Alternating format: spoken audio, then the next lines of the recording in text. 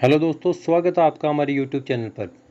दोस्तों, आज की क्लास में हम आपको बताएंगे ऑपरेटिंग सिस्टम क्या है। क्या आपको पता है ऑपरेटिंग सिस्टम क्या है? नहीं पता तो घबराने की कोई बात नहीं है दोस्तों, इसका जवाब हम देंगे। इसके साथ कुछ सवालों के भी आपको जवाब देंगे। जैसे कि हम जानते हैं दोस्तों, हम एक इंसान हैं और एक इंसान के पास दिल होता है। ऐसे में क्या आपको पता है ये दिल कैसे काम करता है? शायद ये भी नहीं पता होगा दोस्तों। मेरे कहने का मतलब ये है कि जैसे हम इंसानों के पास दिल होता है, ठीक वैसे ही कंप्यूटर के पास भी होता है, और इसे तकनीकी भाषा में कंप्यूटर का ऑपरेटिंग सिस्टम कहा जाता है। तकनीकी भाषा में इसे कंप्यूटर का ऑपरेटिंग सिस्टम भी कहा जाता है।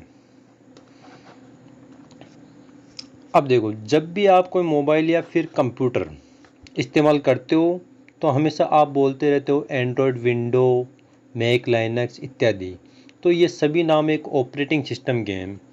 कभी एंड्रॉयड किटकैट तो कभी एंड्रॉयड ओरियो, या अगर विंडो की बात की जाए तो इनको कोई बोलता है window 10, window 7, Windows 8, Windows XP आदि दोस्तों। अब देखो, लेकिन इन सब के बारे में हर किसी को थोड़ा बहुत ज्ञान ज़रूर है, लेकिन किसी को ये पता नहीं कि दोस्तों कंप्यूटर का दिल मतलब इस ऑपरेटिंग सिस्टम का काम क्या है। एक छोटा सा एहसास मैं आप लोगों को देना चाहता हूँ कि एक ऑपरेटिंग सिस्टम एक प्रकार का इंटरफेस होता है दोस्तों। ऑपरेटिंग सिस्टम एक प्रकार का इंटरफेस होता है, एंड यूज़र और हार्डवेयर के बीच सूचनाओं का आदान प्रदान करता है ये। अब वैसे इसकी बात करें तो दोस्तों, ये कहाँ कहाँ इस्तेमाल होते हैं, इनके मुख्य काम क्या है, काम के बारे में अगर आपको अधिक जानना है तो मैं आपको इस वीडियो में बताता हूँ। अब देखो, यह एक सिस्टम सॉफ्टवेयर का उदाहरण है। यह कंप्यूटर बूट स्टार्ट करने के लिए सबसे महत्वपूर्ण है। ऑपरेटिंग सिस्टम के माध्यम से अपना कंप्यूटर स्टार्ट होता है दोस्तों। यह इंटरफेस का काम करता है यूज़र एंड हार्डवेयर के बीच। यह सभी रिसोर्स को मैनेज करता है। अब इंटरफेस की बात करूं दोस्तों, तो इंटरफेस के अंदर आता है अपना सी यू आई और जी यू आई। सी का मतलब हो गया कैरेक्टर यूज़र इंटरफेस। इसमें कीबोर्ड का उपयोग होता है। कीबोर्ड का उपयोग सी में होता है। इसका एग्जाम्पल हो गया दोस्तों MS DOS हो गया, डिस्क ऑपरेटिंग सिस्टम, और iOS iPhone operating system, mobile Android, Windows, iOS, blackberry. अब ये तो हो गए दोस्तों इसके एग्ज़ाम सी के कीबोर्ड के माध्यम वाले। और अब बात करते हैं जी ग्राफिकल यूज़र इंटरफेस। इसमें आइकन का उपयोग होता है दोस्तों। इसमें आइकन का उपयोग होता है। एंड्रॉयड हो गया, विंडोज़ हो गया, iOS, ब्लैकबेरी, लाइनक्स, और कंप्यूटर विंडोज़, लाइनक्स, यूनिक्स आदि। एक ऑपरेटिंग सिस्टम एक प्रकार का ऐसा प्रोग्राम है जिसे शुरू में बूट प्रोग्राम द्वारा कंप्यूटर में लोड किए जाने के बाद कंप्यूटर में अन्य सभी एप्लीकेशन प्रोग्राम को मैनेज करता है। अब देखो दोस्तों, ऑपरेटिंग सिस्टम को सिस्टम सॉफ्टवेयर भी कहा जाता है। इसके छोटे नाम से ज़्यादातर लोग ऑपरेटिंग सिस्टम भी बोलते हैं।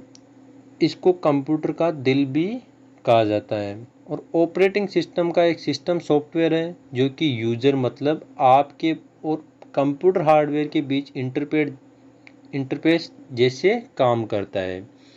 अब बात करते हैं type of operating system. Operating system के प्रकार कौन कौन से ऑपरेटिंग सिस्टम के प्रकार है दोस्तों, तो आइए जानते हैं। System single task, multitask, single user, multi user, multi programming, network operating system, multi processing, real time operating system, और टाइम शेयरिंग ऑपरेटिंग सिस्टम। अब इनके बारे एक एक टॉपिक के बारे में अपन दोस्तों बात करते हैं। अब पहला टॉपिक आता है अपना सिंगल टास्क ऑपरेटिंग सिस्टम। एक ऐसा ऑपरेटिंग सिस्टम है जो एक समय में एक ही काम को करे, उसे सिंगल टास्किंग ऑपरेटिंग सिस्टम कहते हैं। मतलब दोस्तों ऐसा ऑपरेटिंग सिस्टम जिसको एक ही समय में एक ही आदमी काम कर सकता है उसके अंदर, सिंगल टास्किंग। सिंगल का मतलब हो गया सिंगल यूज़र। तो इसमें एग्जांपल हो गया दोस्तों अपना MS-DOS, Microsoft disk operating system. यह सिंगल टास्किंग ऑपरेटिंग सिस्टम है। अब बात करते हैं मल्टीटास्किंग। मल्टीटास्किंग ऑपरेटिंग सिस्टम जो एक समय में एक से अधिक कार्य करे, मल्टीटास्किंग ऑपरेटिंग सिस्टम कहलाता है। मतलब एक समय के अंदर अपना मल्टीटास्किंग, एक समय के अंदर एक से अधिक, मतलब एक यूज़र हो, 2 यूज़र हो या 3 यूज़र हो, उससे भी ज़्यादा यूज़र हो सकते हैं। जैसे कि एंड्रॉयड हो गया अपना, विंडोज़ हो गई और iOS हो गया और लाइनक्स, ये अपने मल्टीटास्किंग के अंदर आते हैं। अब बात करते हैं दोस्तों अपन सिंगल यूज़र की। सिंगल यूज़र की बात करें तो दोस्तों एक समय में एक ही यूज़र एक्सेस कर सके, मतलब एक समय के अंदर एक ही यूज़र उसको, सिंगल यूज़र को काम में ले सकता है दोस्तों। तो ये हो गया अपना सिंगल यूज़र ऑपरेटिंग सिस्टम दोस्तों। अब इसके अंदर एग्जांपल हो गया दोस्तों एंड्रॉयड हो गया अपना और विंडोज़ हो गई, ये सिंगल यूज़र कहलाते हैं दोस्तों। अब बात करते हैं मल्टी यूज़र, एक समय में एक से अधिक यूज़र एक्सेस कर सकें, तो उसमें एग्जांपल आ गया अपना यूनिक्स। अब बात करते हैं दोस्तों टाइम शेयरिंग ऑपरेटिंग सिस्टम, जो टाइम के आधार पे चले। टाइम शेयरिंग ऑपरेटिंग सिस्टम वह होता है दोस्तों जिसमें प्रत्येक कार्य को निष्पादित एग्जीक्यूटेड करने के लिए समय दिया जाता है और सभी कार्यों को समय दिया जाता है ताकि सभी प्रक्रिया बिना किसी समस्या के निर्बाध रूप से चल सके। अब इसका एग्जांपल हो गया दोस्तों एटीएम मशीन। अब एटीएम मशीन के अंदर दोस्तों, एटीएम के अंदर जैसे अपन एटीएम डालते हैं, एटीएम कार्ड डालते हैं, तो अब उसके अंदर टाइम शेयरिंग है। अगर 10 सेकंड बाद या 20 सेकंड के बाद आप उसके अंदर कोड नहीं लगाओगे तो ऑटोमेटिक अपना वापस वो रीसेट हो जाता है, वापस अपने को कार्ड डालने की ज़रूरत पड़ती है उसके अंदर, एटीएम मशीन के अंदर। अब दोस्तों एटीएम मशीन अगर उस पर टाइम पे अपन पैसे ऐड नहीं करेंगे तो वो अपने को पैसे निकाल के नहीं देगा। तो वो हो गई अपनी time sharing machine, time sharing operating system. इसका एग्जांपल एटीएम होता है दोस्तों। अब बात करते हैं रियल टाइम ऑपरेटिंग सिस्टम। ऐसा ऑपरेटिंग सिस्टम जिसका उद्देश्य वास्तविक समय के अनुप्रयोगों की सेवा करना है, जो डेटा को प्रोसेस करता है, जैसे कि आमतौर पर बिना देरी के होता है।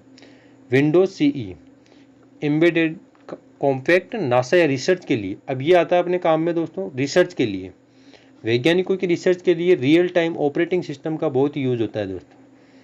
अब बात करते हैं मल्टी प्रोग्रामिंग ऑपरेटिंग सिस्टम। ऐसा सिस्टम जिसमें एक समय में मल्टी प्रोग्रामिंग ऑपरेटिंग सिस्टम क्या है दोस्तों? ऐसा सिस्टम जिसमें एक समय में एक से अधिक प्रोग्राम करें वह मल्टी प्रोग्रामिंग कहलाता है। तो अब ये तो दोस्तों अपने ऑपरेटिंग सिस्टम की बात। तो ये अपने ऑपरेटिंग सिस्टम हो गया दोस्तों, इसके बारे में मैंने आपको इस क्लास में बता दिया। अब थोड़ा और जान लो दोस्तों। यह भी एक सवाल, ऑपरेटिंग सिस्टम क्यों बोला जाता है? अगर आप कंप्यूटर में यूजर सॉफ्टवेयर मतलब एप्लीकेशन सॉफ्टवेयर को चलाना चाहते हो तो वो बिना ऑपरेटिंग सिस्टम के कभी नहीं चल सकता उसके अंदर। अब ये ऑपरेटिंग सिस्टम कंप्यूटर हार्डवेयर को अच्छे से इस्तेमाल करने में अपनी मदद करता है, कंप्यूटर हार्डवेयर को अच्छे से चलने में मदद करता है। और ऑपरेटिंग सिस्टम मुख्य रूप से यही कुछ काम करता है, जैसे कीबोर्ड से कुछ इनपुट लेता है और इंस्ट्रक्शन को प्रोसेस करता है और आउटपुट को कंप्यूटर स्क्रीन पे भेजता है। तो ये तो हो गई दोस्तों अपने ऑपरेटिंग सिस्टम की बात। अब दोस्तों आज के लिए इतना ही काफ़ी है दोस्तों। अब आपको अगली वीडियो में बताएंगे नेटवर्क क्या है दोस्तों।